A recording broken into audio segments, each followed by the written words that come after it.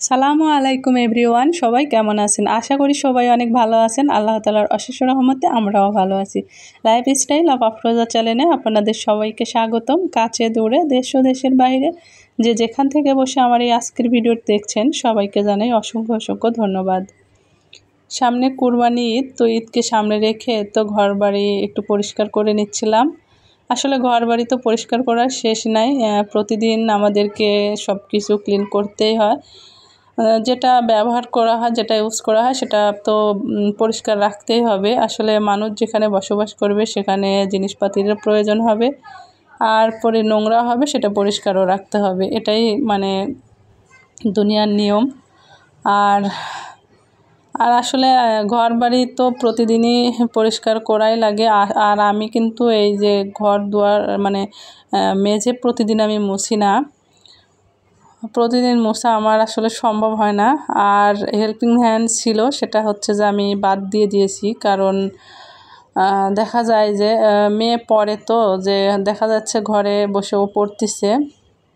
শুধু হেল্পিং হ্যান্ডের জন্য না, আমি যখন মানে একা থাকি, দুজন থাকি, তখনও কিন্তু রান্না বান্নার কোনো কাম করতে লাগলে, কোনো শব্দ হলে বা ওর রুমে কোনো কিছু নিতে গেলে ও কিন্তু তখন বলে যে তোমার যা যা লাগবে তুমি সেও সব একবারে নিয়ে যাবে, আর রুমের ভিতরে আসবে না। আমার অ্যাটেনশন ব্রেক হয়। আসলে এটা আসলে সত্যি। দেখা যায় যে ও একটা কোনো পড়া মনোযোগ সহকারে পড়তেছে বা একটা অনলাইনে ক্লাস করতেছে বা কোনো হচ্ছে ম্যাথ অঙ্ক করতেছে, তো তখন কিন্তু হুট করে গেলে তার কিন্তু অ্যাটেনশন ব্রেক হওয়াটাই স্বাভাবিক। আর তখন কিন্তু মানে যখন অ্যাটেনশন ব্রেক হয়ে যায় তখন কিন্তু ওই জিনিসটা মাথার ভিতরে আবার নিতে সময় লাগে, এজন্য সময়ও নষ্ট হয়।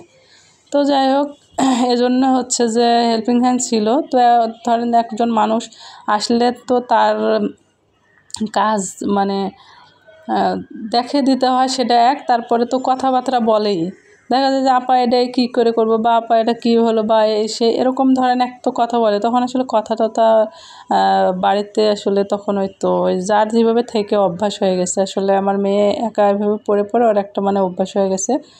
ওর আসলে পড়া ওইভাবে মানে চিল্লাচিল্লি বা মানুষজনের ইয়াতেও আসলে পড়তে পারে না। যাই হোক, আপনাদের সঙ্গে কথা বলতে বলতে তো আমি ঘর দেখলেন যে আমি পরিষ্কার করে অফ ক্যামেরায় কিন্তু আরও 2-3 বার আমি মানে পানি ফেলে দিয়ে ইয়ে করেছি, ঝাড়ুও দিয়েছি 2 বার। কারণ হচ্ছে যে দেখা যায় কি যে সোফার নিচে, তারপরে আপনার খাটের নিচে অতিরিক্ত কিন্তু হচ্ছে চুল যে কোথা থেকে আসে। আপনাদের কি এরকম হয়? যদি হয়ে থাকে তাহলে অবশ্যই কমেন্টসে জানাবেন।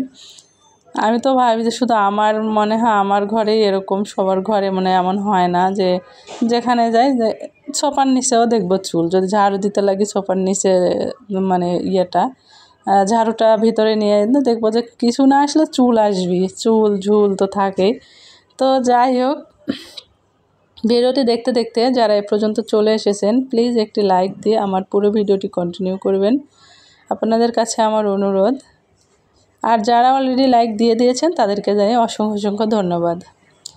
আসলে আমার মানে ভয়েসটা এখনও ঠিক হয়নি, মানে ভয়েস বলতে কি যে আমার কণ্ঠ সমস্যাটা এখনও আছে গলাতে। আর অনেকটা ভালো হয়ে গেছিলাম আজকে, কিন্তু আমি দুপুরবেলা খাবার খেতে গিয়ে কি হয়েছে যে হচ্ছে বিষম লাগে, আর আমি তাড়াহুড়ো করে ঠান্ডা পানি খেয়ে ফেলেছি। আর ঠান্ডা পানি খাওয়ার মানে 10 মিনিটের মধ্যে মনে হচ্ছে এত মানে যন্ত্রণা শুরু হয়ে গেল, মাথা গলা সব কিছু। যাই হোক, অনেক কথাই বলে ফেললাম। আর এদিকে আমি এত রান্না করতে চলে এসেছি। আর আজকে আমি ঘর দুয়ার মুছতে লেগে খুবই বিরক্ত হয়েছি। কারণ কিছু কিছু সময় আছে আমার মানে কাজ করতে ইচ্ছা করে না। কেন জানেন? আমার শুধু মনে হচ্ছিল আমি একটু মানে বাজারের দিকে যাব। কিছুদিন ধরে বাজারে ওইভাবে যেতে পারিনি, কিছু কেনাকাটা করব। মানে কিছু বলতে মনে চাচ্ছিল যে হচ্ছে আমি একটা মানে বরকা বানাবো আর কি। আর অন্যান্য সব ঈদের মার্কেট মোটামুটি হয়ে গেছে, মোটামুটি মানে আগে কিনে বানাতে দিয়েছিলাম। আর কিছু কিছু জিনিস কিনতে হবে। তো একটু বাজারে যাব, একটু ফ্রি মানে রিল্যাক্স একটু সময় নিয়ে যাব। এই সময়টা আসলে হয় না। আর বিশেষ করে আমি যদি কোথাও বেড়াতে যাব বা কিছু করব বা হচ্ছে যে কিছু কেনাকাটা করব, কোথাও যাব, তখন কিন্তু আমার কাজে একদম ভাল লাগে না। কাজের মানে কাজ যেহেতু দেখা যায় যে কাজ ছাড়তেছে না, আবার আমি খুব বিরক্ত বোধ করি, মানে তখন খুব রাগ হয়।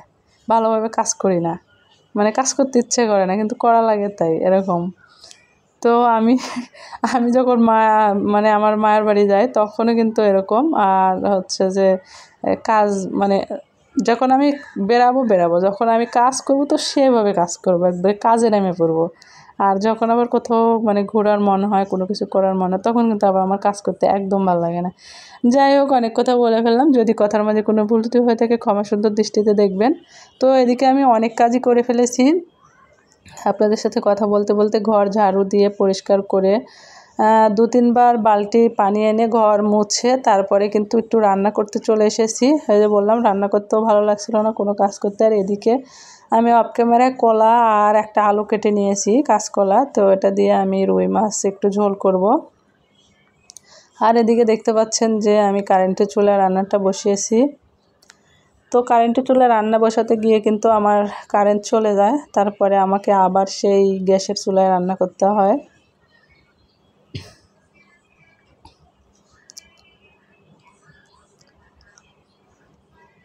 তো এই তো কারেন্ট চলে গেছে, এজন্য আবার এদিকে বসিয়ে দিলাম। আর আমি 2টা কড়াই নিয়েছিলাম, এর আগে আপনারা দেখেছেন যে এই কড়াই আর একটা বড় কড়াই, যেটাতে আমি মাঝে মাঝে রান্না করি। তো ওই বড় কড়াইটা ভালো, আর এই কড়াইটা নিয়ে আমি ঠকে গেছি, কড়াইটা ভালো না। ভালো না বলতে যে যে 1-2বার রান্না করে কেমন যেন একটা মানে কীরকম যেন একটা কালার হয়ে আসছে, মনে হয় যে পরিষ্কার করি না, এরকম মনে হয় যে পুরাতন অনেক দিন আগের এরকম দেখায়। যাই হোক, একটু এই বিষয়টা ইগনোর করবেন আপনারা।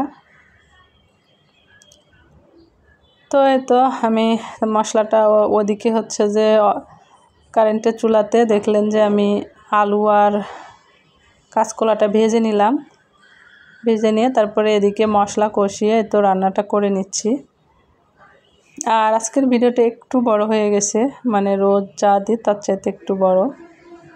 যাই হোক, তো আমি কষিয়ে নিচ্ছি। তরকারিটা রান্না হলে আমি মানে গোসলে যাব, কিন্তু এদিকে তো কারেন্টও নাই। তরকারি রান্না করতে করতে হয়তো বা চলে আসবে কারেন্ট। তো আমার চ্যানেলে যদি কোনো নতুন আপু ভাইয়া ভিজিট করে থাকেন, তাহলে আমার ভিডিওটি যদি কোথাও ভালো লাগে থাকে একটি লাইক করে দিবেন। আর যদি বেশি ভালো লাগে থাকে তাহলে প্লিজ সাবস্ক্রাইব করে আমার পাশে থাকবেন এবং একটি গঠনমূলক কমেন্ট করে যাবেন। আমিও আপনাদের পরিবারে চলে যাব, ভিডিও দেখব এবং ফুল ওয়াচ করে একটি বন্ধু হয়ে থেকে যাব। আর আমার যারা নতুন বন্ধু আছেন, যারা আমার ভিডিওটি প্রতিদিন কন্টিনিউ করেন, তাদেরকে জানিয়ে অসংখ্য অসংখ্য ধন্যবাদ। আমার কিছু আপুদের প্রতি আমার বিশ্বাস আছে, তারা আমার ভিডিও ফুল ওয়াচ করে, কারণ আমি তাদের ভিডিও ফুল ওয়াচ করি। আমি সবার ভিডিওই দেখি, আমি সবার পাশেই সমানভাবে আছি। আর সৎভাবে একে অপরের পাশে থাকলে তবে আমাদের এই প্ল্যাটফর্মে এগিয়ে যাওয়া সম্ভব। তো যাই হোক, আমি একদম ভিডিও শেষ পর্যায়ে চলে এসেছি। আরেকটি নতুন দিনে নতুন ভিডিও নিয়ে আবারও হাজির হয়ে যাব। সে পর্যন্ত সবাই ভালো থাকবেন, সুস্থ থাকবেন। আল্লাহ হাফেজ।